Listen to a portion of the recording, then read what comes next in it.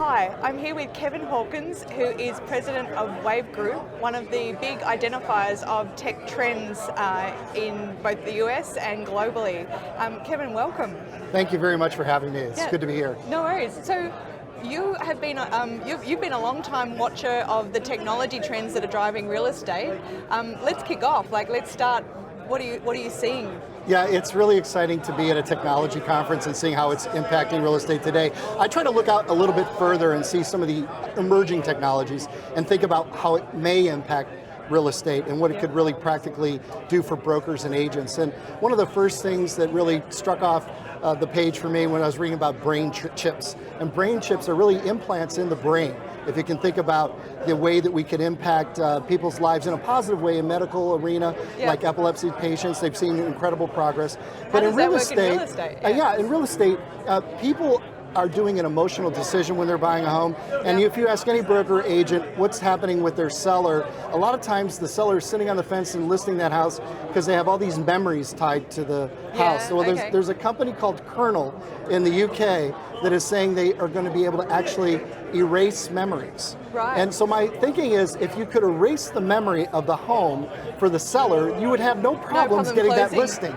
You'd be able to get rid of those childhood memories of the kids growing up and all those things. Can I have them back after you've done the deal? And that's the interesting thing, is they're actually talking about selling memories as well. Wow. And being able to program new memories that you could have, even in the new house you buy, you could take those old memories and transport them into the new house. Wow. So I'm a little bit anxious about having a realtor decide what I can or can't remember. The power of the realtor. Could you imagine what could happen if we had brain chips controlled by real estate agents? Yeah. The second trend that I was looking at is something a little more practical. It's called Augmented Analytics. And if you can think of business intelligence on steroids, the challenge for real estate agents and brokers is they've got all these analytical tools, all these dashboards, but it's a matter of how do you interpret all this data and what does it mean? Well, this stuff actually is simple and easy to read. Right. It actually puts it into plain language. It takes all that data that we have, rolls it up, and tells us things that is really could change how we do business with the customer. I'll give you a quick example. We could actually tell a customer who is waiting to put their house in the market that if they wait 30 days more, the price of their house, they may have to take less. Because the market is changing from all the analytics that we see, and they're going to have to lower their price if they wait 30 days. So they better list today.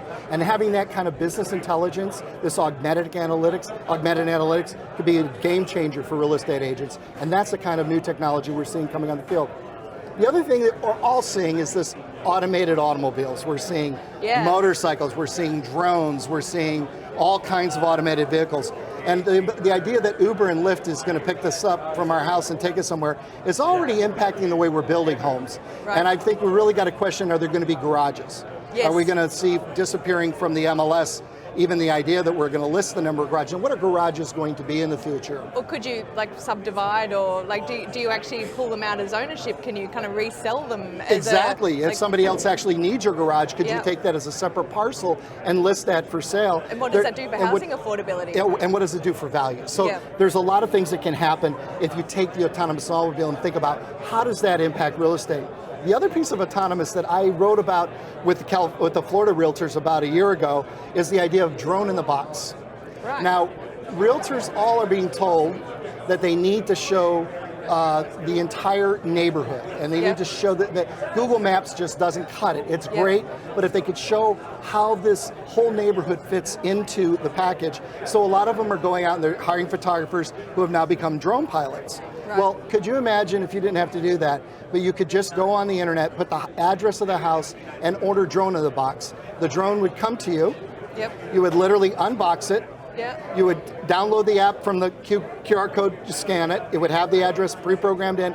It already has the pre-programmed flight. You literally hit the button, the drone flies, takes all the footage of the house. It's kind of like a homing pigeon.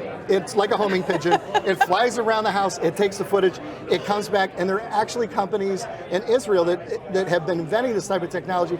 They found out that it was actually better for them to turn their company around from real estate and go to both the military applications and also warehouses to do inspections and change the drone in the box in that direction. But I'm sure there's a company out there that's going to see the value with 1.3, 1.4 million real estate agents and all the listings we have to say there could be quite a pretty penny to be made in drone-of-the-box technology, especially since these things are becoming about this big, with incredible 4K cameras that can be flown indoors and not bump into anybody.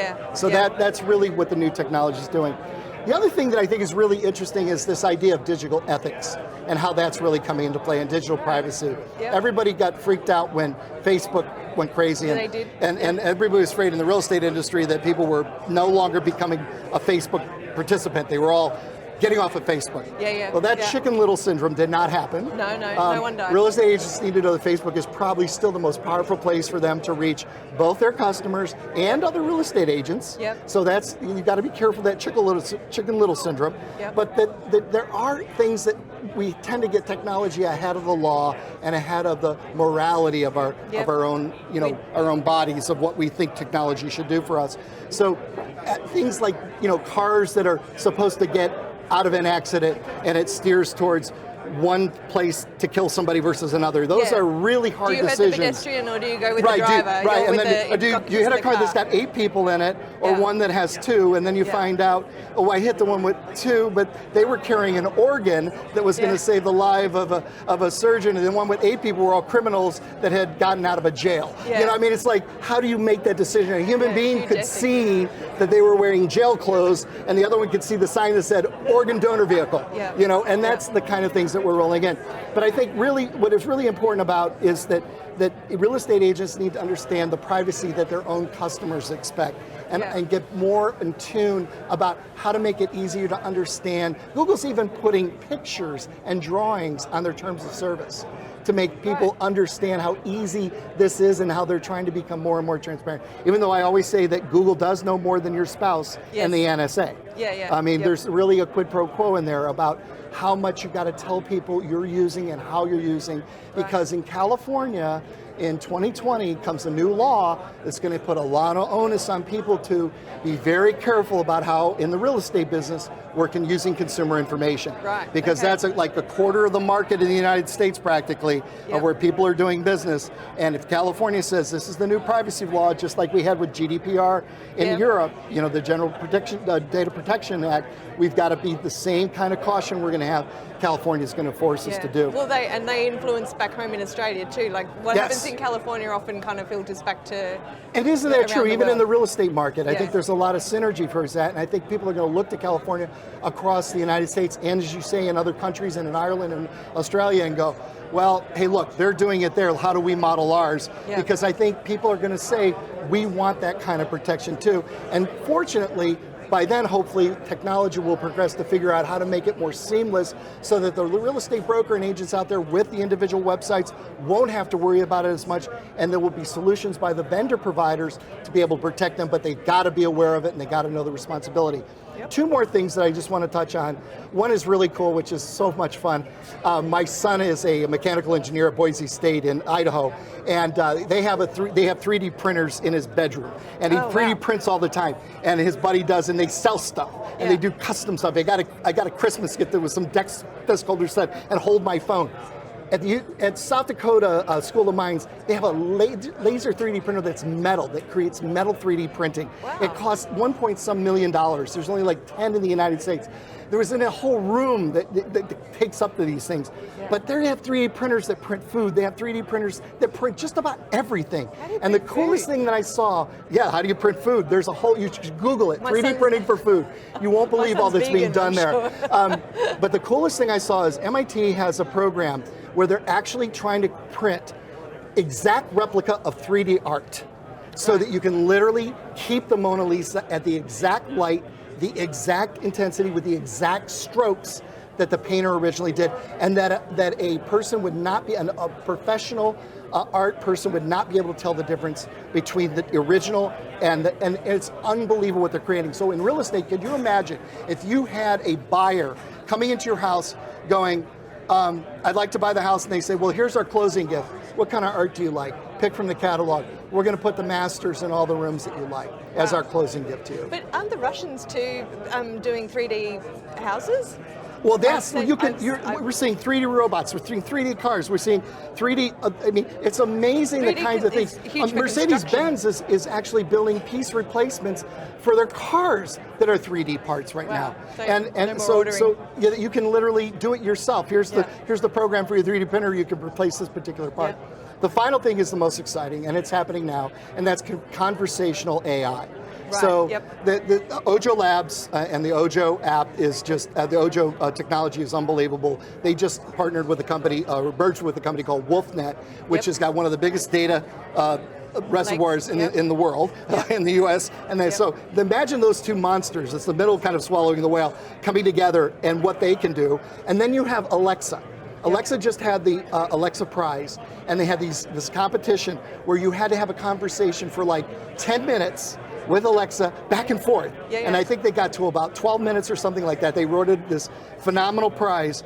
But the idea that we're going to learn through conversation and just have an easy conversation with a voice assistant is going to change everything. I can't wait for that, because at the end of the day, having to peer into a phone and start typing is the last thing you want to do if you've been sitting at a screen all day as well. So it really opens up. We have 7 in our house, and it has changed everything that we do, from a very simple practical thing, from the ordering of keeping our list for ordering groceries, to just reminders that we have, to what's happening with the weather. Everything that we do is the same way. It just makes our lives easier, and I think that's what it's going to do for the realtor. Thank you so much, Kevin. That's been absolutely fascinating. So just to summarize, we've got brain chips, we've got automatic cars, and then the impact of that on housing.